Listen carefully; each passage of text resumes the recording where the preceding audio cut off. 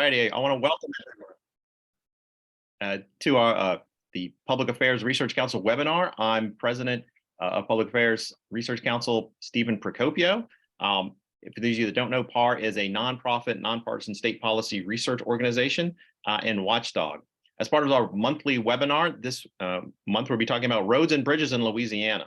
In 2022, the legislature allocated over $1 billion in roads and bridges. That's in addition to the traditional funding streams. However, we also have a $15 billion backlog. So what's the real status? What are we doing? And how do we go from here? To discuss that, we have a fantastic pair of panelists to help us out. We have Dr. Shawn Wilson, who is the Secretary of the Louisiana Department of Transportation and Development, and Representative Mark Wright, who is Chairman of the House Transportation Committee. So these are the perfect people to help us talk about this. I'm going to start off with a couple of questions, and then I'm going to turn it over to Melinda, and then she'll have a couple more. But we really want all the panelists or the participants, if you have questions, I'll urge you to get them in as soon as possible. Put them in the Q&A, put them in the chat, and then Melinda will go through and pull them out. As always happens, and typically happens our panels, if you put your question in late, we often don't get to them just because we run out of time. So start as soon as you can. Let's start off. Dr. Wilson, okay, the legislature set aside huge sums of money for infrastructure, not just last year and the year before. And Congress also passed the bipartisan infrastructure bill, which has the opportunity to steer significant money to Louisiana. That seems like a game changer. So from DOD's perspective, what needs to be done and what does that money mean for Louisiana?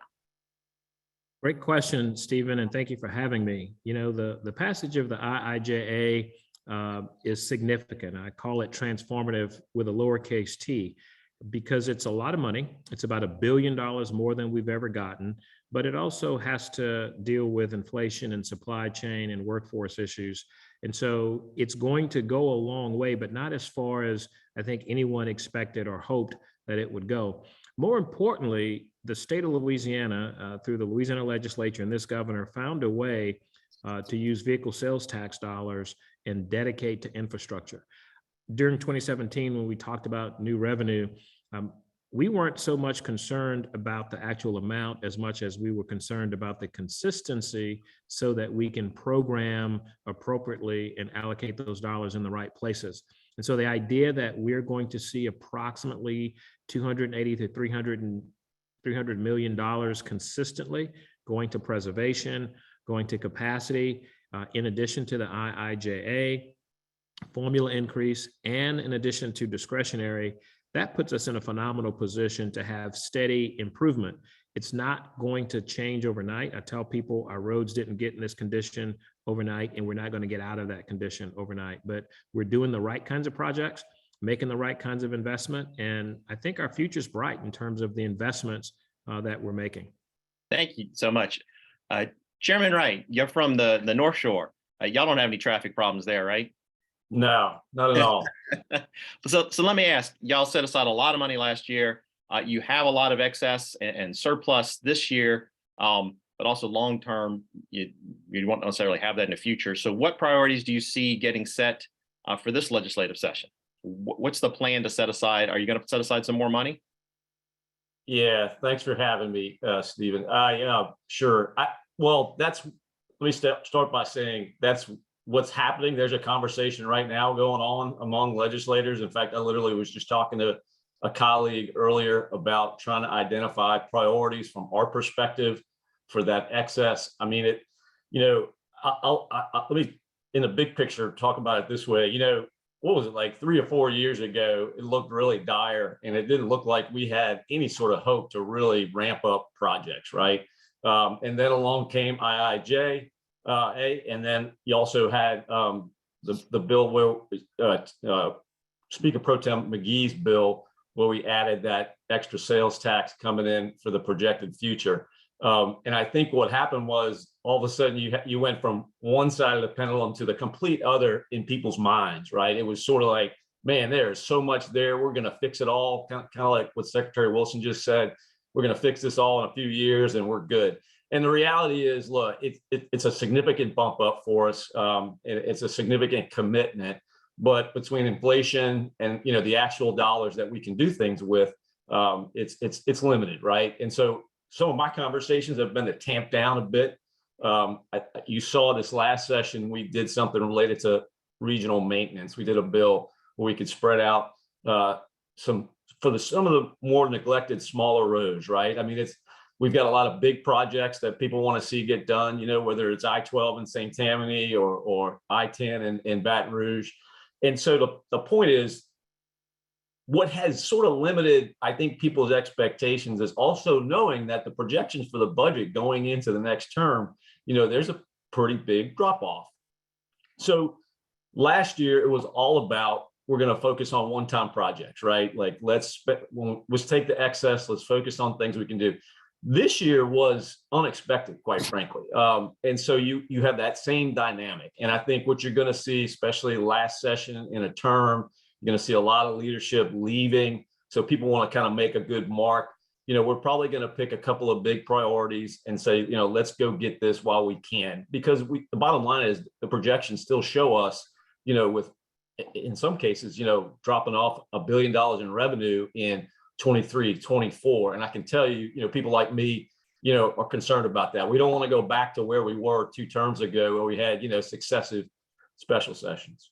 No, and I can promise you PAR is also concerned about it. We're trying to beat that drum as much as we can. I'm glad to hear that. So let me do this. I'm going to turn it over to Melinda.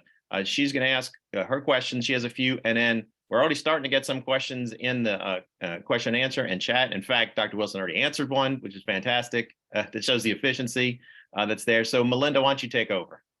Sure. Thank you all again for being here today. And I'm laughing because I'm reading Shawn's answers as he's typing them in over here. Which is very efficient. So for either one of you, I just want to start off the conversation with, there's a lot of money that's short term that has gone into this. And obviously the vehicle sales tax is being directed to roads and bridges. So that'll give you a new permanent source of funding. But long term, there's always the conversation about the gas tax and whether or not Louisiana's gas tax is sufficient, because it's been stagnant and hasn't increased since 1990. Is it a sufficient source of revenue to address the state's long-term needs? I know the legislative auditor recently had a report about this and talked about the impact of hybrid, more fuel-efficient vehicles, EVs, that's going to result in $564 million less in gas tax revenue from 2023 to 2032. So is there still talk about increasing the gas tax, or is there another solution to give Louisiana more long-term funding for the road and bridge needs that it has? I don't know who wants to start with that one. Let's go with the chairman, Representative Wright. Let's start with you, and then we'll go to Shawn. All right, I appreciate that. So no, great question, all. I don't think there's any real serious attempt this year to do something about this. I think between IIJA and the sales tax dedication a couple of years ago, it gave us a significant amount of money to kind of bridge into, maybe the next term and sort of think through what's the long-term answer. So the short answer is no, it's not enough to do what we need to do. I've been a proponent, Secretary Wilson knows this, of kind of mixing up how we're doing this a little differently. There's a real question as to whether or not the sales tax, the gas tax that's generated would even be enough in and of itself. So I don't know. The answer is I don't know that the gas tax will get raised anytime soon. I do think there are people who recognize this. We don't have the final answer yet over these two, sources of revenue. We've got to think through in the long run what it would look like. So I don't see it happening in this term. I think when we get into the next term, you're probably going to see a serious look at, how do we do this in a sustainable way in the long run? So, and a perfect example is electric vehicles and hybrids, right? You mentioned the legislative auditor. I think it's like, 500 million will be sucked off, so to speak, from electric, vehicles and stuff. So the question is like, okay, even if you raise the gas tax, like, would that even do it well? I don't know. We are a pretty low gas tax. There's no doubt about it. So I could imagine it would be part of that conversation, but I'm personally a fan of looking at the sales tax because I think that's just a more sustainable source of revenue for roads and bridges. Well, let me ask you, when you're talking about looking at the sales tax, do you mean looking at a sales tax increase that would specifically go to roads and bridges, or an increase in the vehicle sales tax? Or can you explain to me a little bit more about what you mean with sales tax there? Yeah, sure. No, I just think it's a better source of revenue, like, dependable and volume. Okay. There's all it depends on who you're talking to, right? As to what it would look like. So obviously in 2023, 24, we got to deal with the cliff, so to speak, again, because the temporary sales tax drops off the book to 0.45, right? So the question would be, okay, if we're gonna, I don't know how to put it, like, if we're gonna relook at everything we're doing with revenue, and there's a lot of people doing that, right? I mean, my seatmate, Richard Nelson, he wants to go a certain way. That's picked up a lot of news. I have my own thoughts on that. A lot of people have their own thoughts about how to do it. I think what you're going to have to do is say, all right, if we're going to redo revenue, right? If it's increase sales, reduce income, or, get rid of, exemptions and things like that, what part of that is a permanent source of revenue for highways and, bridges and stuff?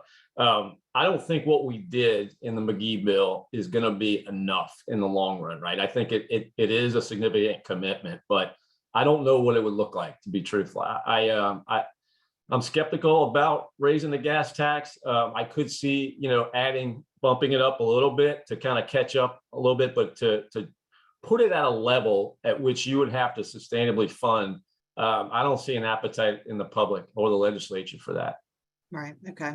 And Shawn, let me ask you this: I know you have been interested before in trying to raise the gas tax. Is that something you see the administration trying to pursue again, or do you see maybe fees on electric vehicles, hybrid vehicles, those kind of things being increased in some fashion? We're in such a volatile time right now in terms of the evolving energy source for vehicles, or how we're driving them. I don't see that being viable. I don't think the gas tax is sustainable. I think if anything, if we had been successful, I predicted if we had been successful, it would have been the last time that we would have adjusted that, because it's just not a sustainable revenue, considering we're looking at hydrogen, electric, or hybrids, and the utility of the gas tax is no longer there. I mean, it's lost more than 50% of its value over time. I think when you look at how long it will take to convert the fleet of vehicles to some other source of energy, it's going to have to be here in terms of a bridge opportunity. But I think the rep is right that we've got to look at a more sustainable long-term piece. I think the way to do it is, and we're going to talk about this over the next year, hopefully, is a road usage charge, where the technology is there to be able to charge you for your space, the time and the space that you consume on our roads. You can quantify that in a way that is comparable to what you do for gas taxes. And so I'm a proponent of, one, studying that policy, two, looking at the state's fleet, i.e. the DOTD fleet of cars, and say, if we were to convert that, what does that look like? How does that generate revenue? How does that revenue relate to what we do? And the fact that we've got our first alternative source of revenue, i.e. the vehicle sales tax. I think there's some other things that we can look at to be able to fund infrastructure that isn't just tied to the fuel source. So I think it's a dying tax base in terms of time, efficiency. It's efficient in collecting and taxing it, but it's not the most efficient in delivering it, because it's not meeting our financial needs right now. So road use charge is the way to go, I think. And when you talk about a road use fee, would that be just for those drivers who have electric vehicles, hybrid vehicles, those kind of things? Or are you talking about the possibility of a fee for everyone who uses the roads? So, there are a couple of models that are evolving over the country, starting off in Oregon and working its way to Middle America. Then there's the Eastern Corridor, where they have these coalitions that are studying and looking at these different models. And it is not unique to electric or hybrid vehicles. You actually put the equipment on your car, much like you can do a GPS, and it tracks that information. And then there's some formula-based conversion of where you've gone and which you've done and how to contribute to those, how to divide those costs or allocate those costs appropriately. The big challenge I'll tell you up front is, what do you do with local governments? Right now, we don't give any money to local governments outside of the parish trust fund for that. So riding on a local street doesn't necessarily require us to give locals money for that. And so if we want to fund that entire system, you can do that regardless of the kind of fuel source you use. And so right now, today, the new thing is, it was hybrid, now it's electric. Next thing you know, we're going to be in hydrogen, and who knows what's next. And so the one thing they all have in common is they move. We have to pay taxes on what we buy. So we're already stepping into that category of vehicle sales tax. So every vehicle has a sales tax. We're getting a piece of that. That makes sense. But everything that moves can be charged on where it moves, when it moves. It's kind of like rent. If you're going to live in a house, you're going to pay for those 30 days in that house. If you move out of that house, the next 30 days, you don't pay. And so I think there's some models out there that we can look at. But first, I think we need to study it. I think the rep is right that we've got bridge money between AARP, the vehicle sales tax that kicks in next year, IIJA that's good for the next 5 years. So this is almost prime, or it's a little later than prime, to be able to study and hopefully make a decision. We've also taken great strides in terms of how we charge EVs. That's a question I asked in the Q&A. It's not ideal, but it's a start. So this way of charging cars is much more complex. And just to explain that, we don't right now, we can't tell you based on the VIN number of a vehicle if it's electric, if it's hybrid, if it's hydrogen. It's just a car. If we're going to go down this lane of splitting hairs on how it's moved, you have to change the VIN system in our country with the original equipment manufacturers. And that's going to take a decade at Congress to get done. And so we're in the right spot, I think, to start asking those hard questions. And then there's this expenditure side. What we're collecting, where do we spend it? How do we spend it? What should we spend it on? We're looking at capacity. We're looking at preservation. We're looking at operations of transportation assets. How best to do that is the question. And I think being thoughtful about doing that from a research stand is the most important thing we can do right now. Let me come back to the chairman for a second. So with all the different things and whether or not this is the fuel tax is sustainable and all the other discussions, is one of the things that is being discussed, and it sounds like you mentioned something similar, was as the 0.45 rolls off, maybe some portion of that stays on as it could go to dedicated to roads and bridges and infrastructure. So it'd still feel like a reduction in taxes for everyone, but then some portion goes to taxes. Is that in the conversation? Has anyone mentioned that? Yeah, no, I think, yeah, that's definitely in the conversation. I think you're looking at a couple of things. We set, essentially by passing the bill, McGee's that was amended, you basically have committed some of that sales tax to transportation already, right? So unless you change that, you already have done that with the vehicle sales tax. So the question just is, when we go to address this, and look, let's face it, the next governor is going to be probably the loudest voice, the most influential voice on where things will go in a couple of years. It has to be considered. Whereas in the past, when we were talking about revenue, for example, there are no special sessions in 18 and 19. I don't think anybody was talking about, oh, we got to raise keep the 0.45 temporarily, or whatever the case may be, to deal with transportation. I think now, because of what was done by default, it's there.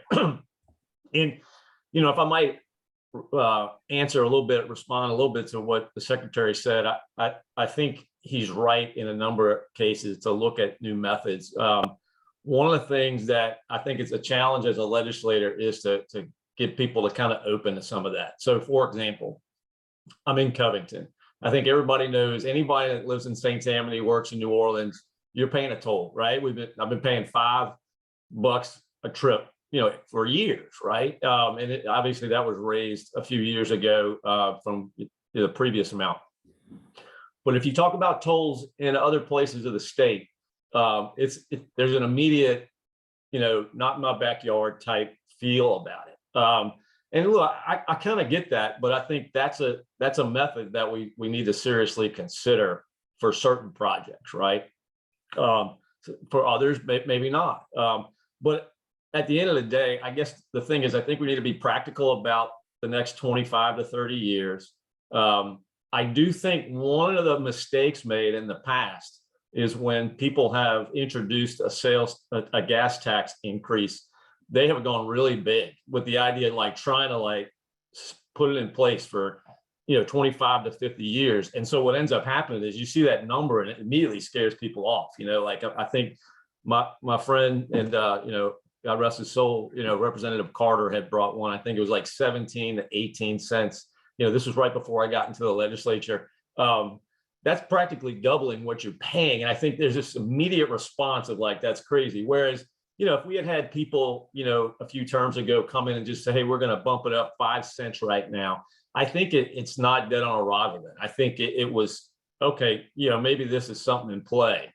But again, we're going to rely on a governor to take the lead on this. I think at the end of the day, transportation projects are such a big part of executive oversight. It has to happen. I think the rep made some good points, because being a part of that debate in 2017, we were stuck between a rock and a hard spot of wanting to have a meaningful amount. When you look at how we collect, if we did 5 cents, that would have been $120 million a year. What we did with the vehicle sales tax 2 years ago is equivalent to a 10 cents gas tax. It's going to give us about $280 to $300 million a year. So when you look at that 120, I told them at that time in 2017, I'd be happy to take 120. How do we spend that 120? Do you spend it all on preservation? Do you spend it on the big projects? And the fact that we've got billion-dollar projects in every community, that 120 does nothing, I think, but discourage the public and cause them to have more distrust, because they're paying more and seeing less in terms of what's out there. So that was the quagmire we had in 2017. What you see with the vehicle sales tax, I think, is a healthy balance. And the rep may remember this. I was always about, if we're going to do capital and capacity, let's measure the scope of what we want to do. And what we ended up doing was dedicating $40 million a year to 4 major projects. That makes sense. And then we took the rest of it to do preservation. That makes sense. And we have some of it that's going to capacity. That makes sense. And so we're raising all ships, but we're not giving everything to just one project, because the needs on the North Shore are just as important as the needs in Southwest Louisiana, but they may be more important locally, and you can't strike that balance easily in the legislature. And so I think the answer that Mark said was right. You have to be modest. You have to have some consistent revenue, and you have to manage the expectations. I think that's where we've also messed up in Louisiana. And we see it with the time program, that we're taking a $2.5 billion program. We will pay $6 billion at the end of the day over 45 years. And we still have one project we hadn't even touched yet, because we had false expectations of what we could buy for the money that we were collecting. And if there's anything that I'm proud of what we've done since I've been secretary, with the help of this legislature and of course the support of this governor, is be reasonable in managing those expectations to say you get what you pay for. Not everybody gets everything they want, even though we can only afford one of them. Well, and on the subject of expectations, we have a couple questions that have been submitted on that front. And just a reminder to folks, if you have questions, feel free to drop them in the Q&A or the chat, and we're looking at both. And Shawn is answering some as he goes along, which is remarkable multitasking here. But I do want to ask, we've had questions about the state having a lot of projects that don't get completed on the timeline specified or within the amount budgeted for the project. People are asking, how do you improve the project performance, and how do you shorten the timeline between seeing the need of a new road or repair of a road and completing it? Do we have the same problems that other states have, or does it for some reason take us longer here? It doesn't take us longer here. I mean, it's more difficult to see because you're seeing these projects here. The reality is that we run about 30% more rain delays than what you might see in other places, because we get a lot of water and we have conditions that we don't have the best geotech conditions in terms of soil. And so as long as you're in the ground, it's totally unpredictable. And in Louisiana, we got over 50,000 miles of pipeline. So anytime you want to get in the ground, chances are you're going to hit a pipeline somewhere, and that creates a long ripple. And the public bid law allows us to do two things. We can either do calendar days or we can do some other contractual method. When we do calendar days, if it rains, that extends it out. If we have unexpected, unforeseen circumstances, that extends it out. And the way we hold them accountable is with liquidated damages. People think when you are late on a project, I just kick you off and that's going to be quicker to get someone else on. That in fact takes longer than working through the contractual process or the constitutional process that we have that says, here's how we have to honor that. We are smart in DOTD where we're looking at how do we scope a project. We don't go out and do 20 miles. We'll do 4 5-mile segments because it's easier to finish something and have some independent utility with it. But I don't think we're any more different than any other states. One mistake that had been made previously, I think contractually, is when you add sewer and drainage to a road project, you've got a whole host of issues in terms of where the sewer has to be in proximity to the drainage, in proximity to the road, and to try and do all of that at one time gets really complex. And then we also don't attract as many contractors as we would like to have our competition, such that a contractor is going to blow and go on one project, but in order for him or her to be successful, they might have to go out and bid on 5 different projects. They aren't going to very easily go and say, I've got 5 different crews if they get all those projects. They're going to take one crew and maybe grow it to 2 crews and then schedule it in a way that makes sense. The last thing I'll tell you is we have things called football season. And in the SEC state, you can't have construction necessarily in some places during football. You can't have it during holidays very easily. You certainly have to be thoughtful around hurricanes and the fact that we've got the 4th largest bridge deck area in the country, and you're going to be on water or in the air. So there's some risks that we have that make it very difficult. But it's not an intentional fix that we can wave a magic wand and say, you go do it. Design, build, CMAR, those projects actually go a little faster because we're overlaying environmental with design, with construction. And so we're doing that. It comes with a cost that it's going to be a little bit more expensive if we do that all over the board. And so we are selective on where we do it. And we do some night construction as well. The fact that we haven't kept up with the cost of inflation and the cost of projects means I can't spend money. So we actually use more time to get a better price. If I had more money, we could go faster. We could work, night shifts on every job. We don't do that because that just means it's fewer jobs that we would be letting. And one of the questions that we got ahead of this webinar was actually about whether or not DOTD has some performance metrics that provide the public, enough information to show what project objectives there are and if they're being met in a timely fashion. Is there something like that y'all provide to the public? We do have a dashboard where we look at performance measures for the federal government. Most of those dashboards are based on programmatic views and not necessarily just a project view, because it's going to be apples to orange comparisons. If I'm looking at a bridge or I'm looking at a road, you won't necessarily have the same expectation of those performances. One of the things that I like to look at is what are the number of change orders that we have. If we're seeing a lot of change orders, you're seeing something more expensive, you're seeing more delays and more days. What are the percentage of projects that finish early and what goes into those? So we do have some performance measures, and I don't have the link to that website, that dashboard handy with me right now, but we do have that we go out and look at. But remember, it's programmatic, not so much project specific, where we measure the effectiveness of a contractor and use that for some level of accountability. We don't do that. We don't have the authority to do that. Same thing with consulting services and engineers. If we start a design process, we don't necessarily say that's the only project that engineer is going to work on and he's going to have it finished in 90 days or 60 days.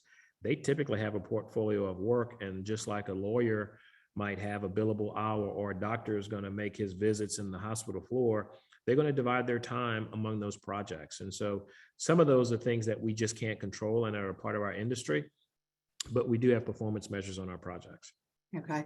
And Mark, let me ask you this, as the legislature is looking at setting aside money for more road and bridge work, and as y'all have appropriated a ton of money so far in the last few years, are there discussions about capacity for what the work that's already had money allocated to it? I guess I'm just wondering if we've gotten to a point where we're maxed out on how many projects can be happening at the same time, and if there are enough construction workers to do the work. So I guess I'm just wondering if that's a part of the conversation that y'all have on the transportation committee. Oh, yeah, absolutely. No, I don't know that we've talked a lot about it publicly, you know, in a committee setting or things like that. But I mean, look, when we came out of COVID, right, there was an inflation concern, right, just on basic supplies, things like that. You throw in the extra money that we can dedicate to projects that we're frankly not used to here, right? The idea was like, so all of a sudden, the cost would just ramp up. I remember talking to a colleague, my friend Patrick McMath, you know, the other chair in the Senate, about the idea, like, would it make any kind of sense to just sit and wait, you know, a few years until things tamp down? Nobody in the public wants to hear that, because we've been waiting so long to get projects done. Right. It's like, get it going. But I think it's a legitimate concern. I mean, you throw in the inflation concern just on, you know, inputs, right? You know, whether it be concrete, whatever the case may be. But then we also have the workforce concern that, you know, maybe a Texas wouldn't have as much of a concern about, you know, and that, let's face it, that's where we always seem to compare to. You know, we have a lot of residents that go into Texas and we see what they're doing. And obviously it looks like a whole different world, or Florida, that type of thing. So no, it definitely is a concern. I don't know what the final answer is. I don't know that there ever will be a time for a final answer on that, but I do think it's something to, like, you know, how do you wrestle with this? Right. It does seem like it would have to be part of the calculation. And I know that DOTD has asked for some money to be set aside for inflationary cost increases and those kind of things. And I know the legislature has set aside some money. Shawn, I know you're typing an answer to somebody's question on the side, but how do y'all account for you know, the capacity issue and the workforce issues and those kind of things? Yeah, so let me just I'll answer that question, but I'll hit on the inflation piece to let you know how we do that. So we track about 16 key items that are part of projects, whether it's steel, asphalt, fuel, paint, plastic, certain products like that. And every time we do a bid, and we do a bid every 2 to 3 weeks, we actually go back in and pull the bid tabs basically and see what that current charge is looking like. And on average, we're about 30% higher than where we expect it to be on the estimate after we've increased estimates. Oh, wow. And so we are tracking that. We're seeing some of it leveling out. We know the type of projects that are hard. Concrete, for example, is a very volatile product right now. Rocks are very volatile. The transportation of those materials are very volatile.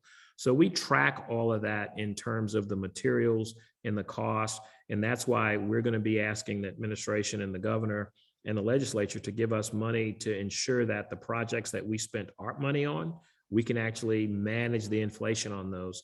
Had a project in Lake Charles, the Nelson Road Bridge. It was about $48 million. We upped our estimate to $60-something million. It came in at $101 million. Not accepting that bid was not going to guarantee it was going to be cheaper. And so that simply means projects get kicked into the next year. While we will still deliver them, we're not ever canceling a project. We're just not able to do it in this fiscal year because we've used more of our cash and have to wait until we have additional cash. Workforce is a little different. In terms of capacity, we see the number of bids as a critical issue. So if we're typically looking at 4.7 bids in this market, I'm seeing 3.5 bids per project or something less than that. We're not at the point that we're getting single bid submissions. We do have that happen on occasion. It is not uncommon, but it is not more prevalent now than before. So from a workforce standpoint, that's where it shows up in the capacity and ability to do that. And then the same thing on the materials. That's where we see the materials prices come in from the inflated bid prices that we see. Okay. And just as a short commentary, PAR has recommended that one of the things that the legislature should do with the excess and surplus money is set aside some of it to deal with inflationary costs for construction, because that's obviously going to be and you may remember this, you know, a while back. I won't date you and Stephen, but you've been around the Capitol for a while when the appreciation of DOTD wasn't maybe as solid as it is now. But I am just so pumped, in other states were just amazed that we were able to go to the legislature and say, I need $80 million in opportunity fund, meaning inflation and match for discretionary grants, of which we've used it all. And so the fact that they gave us $80 million and we put it to good use, they understood where we were as an economy. They understood the potential to attract money and get $150 million for Calcasieu or $25 million for ferries, because they gave us this seed money. And that's just a real warm feeling to think that they have that much confidence in us, to know that we're looking at this in a very thoughtful and informed way and being responsive and strategic, because we all want the same thing. We want to deliver the projects that the legislature is committed to their constituents. Okay, and well, Mark, let me ask you this. I see you typing answers to questions now too. I'm trying to keep up with Secretary Wilson. I'm amazed at what he was doing. So I'm like, I cannot not try this. We have been too. But so Mark, I'm going to ask you, I know there's been a lot of conversation in the legislature and publicly about the widening of I-10 in Baton Rouge, and what that, obviously long-term, everybody seems to agree it's needed, but there are a lot of questions about the logistics of how that's going to work. Do you have concerns about the approach that is being taken, lane closures, all those kind of things? And have you heard a lot of concerns from your fellow legislators? And is there anything that you think needs to be changed in the current plans? And then Shawn, you can answer too. No, great question. So couple of thoughts on this. It's needed, right? I've told people that is, the crossroads of Louisiana, people coming through to and away. It needs to be addressed. There's a few things related to that I think, in hindsight now, you kind of wonder, had we gone to try a different route? I mean, I remember when the BR loop was an option, or, we're talking about a toll bridge, on the a second bridge, right, over the Mississippi River. So there's a few aspects of it that it's not just this project that you need to fix the problem, right?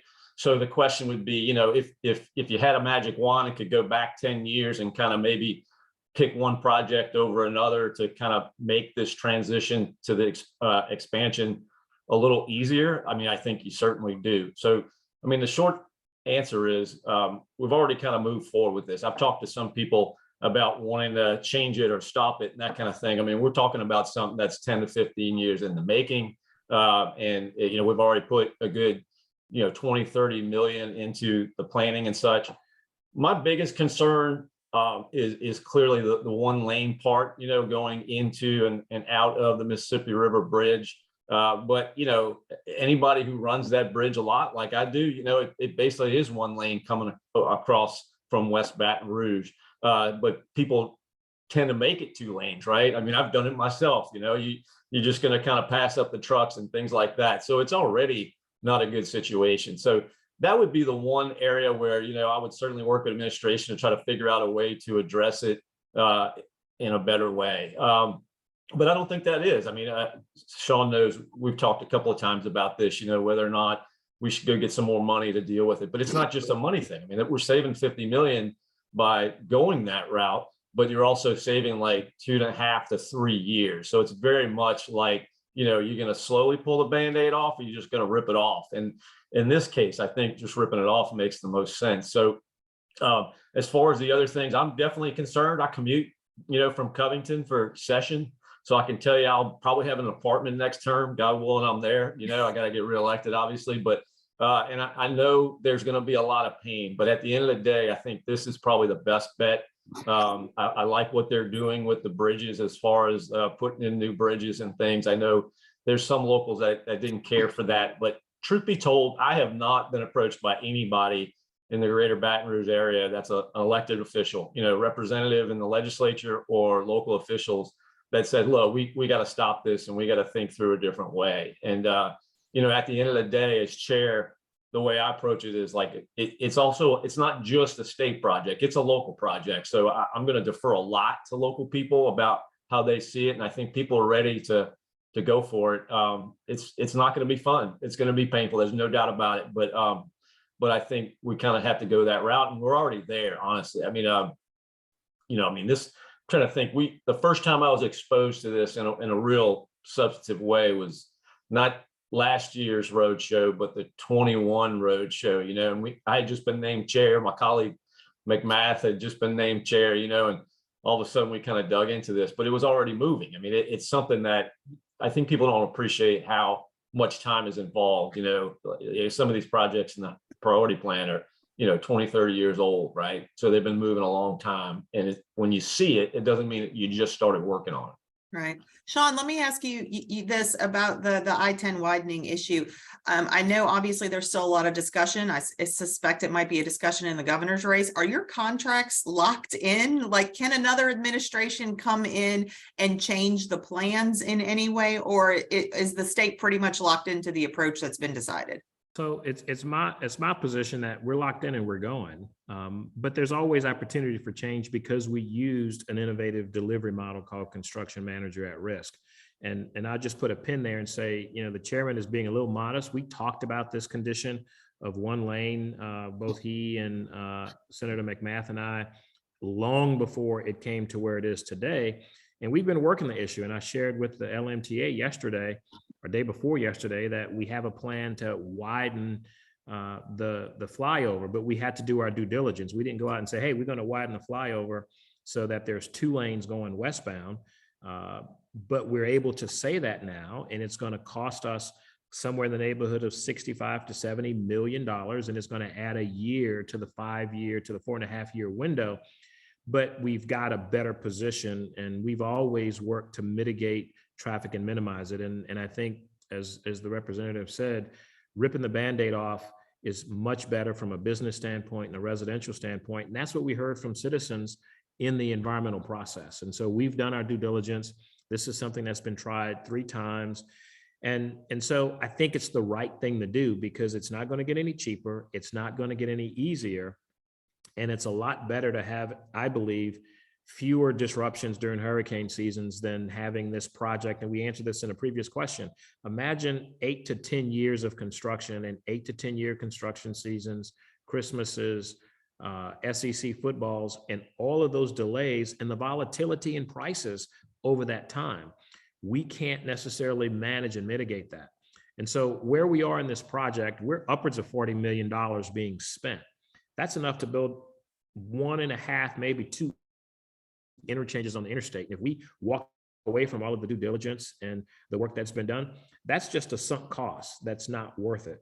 The other issue is here in Louisiana, contractors, when we give you a contract, you have a right to some of that work. And so I think it would be reckless to try and stop the project. Clearly, we're getting not just a cheaper, more efficiently built project, but we're also getting better value that's going to last over a much longer period of time. And there's a lot of misinformation that, oh, you don't have to widen the bridge. The bridge doesn't have shoulders over the lakes. The bridge doesn't have much longer to live. It's lived its useful life in terms of its design life. And so we're looking at it from a long-term sustainable way that you're talking 70 years of life versus adding 30 years to something that's only going to last another 10 years and cost more to be able to maintain it and disrupt the traveling public while you're there. Over 100,000 cars travel through there a day, and we've come up with an innovative way to be able to deal with that, not just on the interstate. We're talking about all throughout Baton Rouge. We're going to mitigate that and respond to industry, respond to Baton Rouge. Things like putting the state on a 4-day work week. We're already there at DOTD that our employees work 4 days, although we provide 5 days of government service. And so we have to think differently. This is what other states have done when they've rebuilt urban areas. When we researched it, other places have closed the entire interstate while they rebuilt it. Some places are doing something similar to what we've done. We've never had the opportunity or the resources to do it here. And we've got some of the best contractors, I think, in the country right here in Louisiana with homegrown companies like Bow and James Construction and Kiewit, an internationally known contractor doing this project. And it's absolutely the right thing to do to keep business moving and to keep the quality of life. And we know industrially, folks aren't going to come to Louisiana and Baton Rouge if we don't fix our traffic problem. We hear it in small business as well as global businesses. Met with the president of Dow. He can't compete for expansions of the Dow facilities until we address some of these infrastructure issues. And if we're serious about building an economy, this is how you do it. Great. But let me thank both of you. You've been fantastic. Honestly, a lot of records sent on this time. We had, first of all, we had questions asked before we even started, much less the double-digit questions that we got. And we've never had, I don't think, do we ever have panelists actually type up answers? Much less, Mark, Chairman, you did fantastic in answering a question, but you got to give the title belt to Dr. Wilson. I think he answered Absolutely. it was, that was fantastic. It shows how much interest there is in this. And I really appreciate both of y'all so much. Let me let everyone know that this will be on our YouTube channel. We're going to send it out on social media. And so that people have the ability to watch it later. I think there was a lot of great information here, a lot of great information that was answered online as well as typing up. Thank you all so much. Next month, for those of y'all that are interested, we're looking at having our next webinar. It's going to be maybe on the healthcare workforce shortage. So we're looking at some interesting people there. If you have any other thoughts on what you would like us to see, please send us an email, contact us. We're happy to look at any things that are of interest to the citizens as we try to make our state better. Thank you all again so much. Y'all have a great weekend. Thank you. Thank you. All right. Bye-bye. Thank you.